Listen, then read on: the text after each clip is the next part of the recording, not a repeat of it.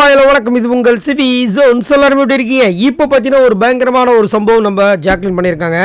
அதாவது இந்த big Boss season 8ல் வந்துட்டு ஒரு பயங்கரமான ஒரு ஹிஸ்ட்ரியை கிரியேட் பண்ணாங்க அப்படின்னா மிகையாகாது நம்மளுடைய ஜாக்லின்.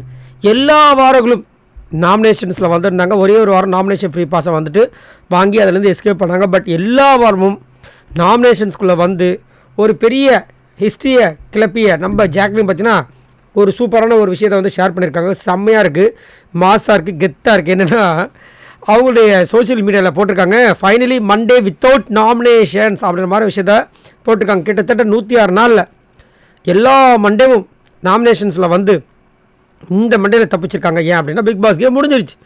அது எவ்வளோ பெரிய சூப்பரில் இந்த ஸ்டேட்டஸ் அவங்க போட்டிருக்காங்க. அப்போ அவங்களுக்கு உள்ளுக்குள்ளே எப்படி இருந்திருக்கும்?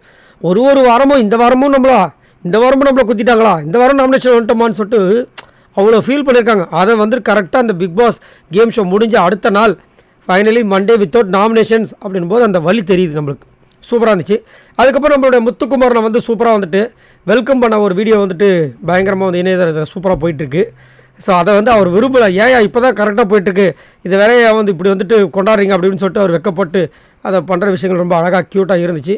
அவங்க அம்மா அப்பா கூட அது உண்மையிலேயே அவங்க அம்மாவுக்கு உண்மையிலேயே பெருமையாக இருக்குது. ஏன்னா அவங்க அம்மா வந்து அவங்க ஊருக்காரங்களாம் வந்துட்டு ரொம்ப இன்னசென்ட், இந்த பொண்ணுக்கு என்ன தெரியும் அப்படின்னு தான் கலாய்ப்பாங்களாம். ஆனால் அவங்க வந்து பேசின பேச்சு தான் அங்கே வந்து பயங்கரமாக வந்துட்டு ஃபினாலே மேடையில் இருந்துச்சு. சூப்பராக இருந்துச்சு. அதுக்கு அவங்களே வந்துட்டு விஜய் சேதுபதி அவர்களுக்கு நன்றியை சொன்னாங்க, என்னை நீங்கள் பேச வச்சிங்க அப்படின்ட்டு சூப்பராக இருந்துச்சு. ஸோ நீங்கள் உங்களோட கருத்தை சொல்லுங்கள். இங்கே சூப்பராக ஜாக்லின் அதை ஸ்டேட்டஸ் பற்றி அவங்களோட சோஷியல் மீடியாவில் சொன்ன அந்த தகவலை பற்றி என்ன நினைக்கிறீங்க? அதே மாதிரி முத்துக்குமரன் யாரெல்லாம் மிஸ் பண்ணுறீங்க அப்படி தான் மறக்காமல் கமெண்ட்ஸ் பண்ணுங்கள். உங்களுக்கு இந்த சீசன் 8ல் இவங்க தாங்க எனக்கு பிடித்த ஒரு சூப்பரான கண்டஸ்ட் அப்படின்னா யாரை சொல்லுவீங்க? மறக்காமல் கமெண்ட்ஸ் பண்ணுங்கள். பாய் நண்பர்களே.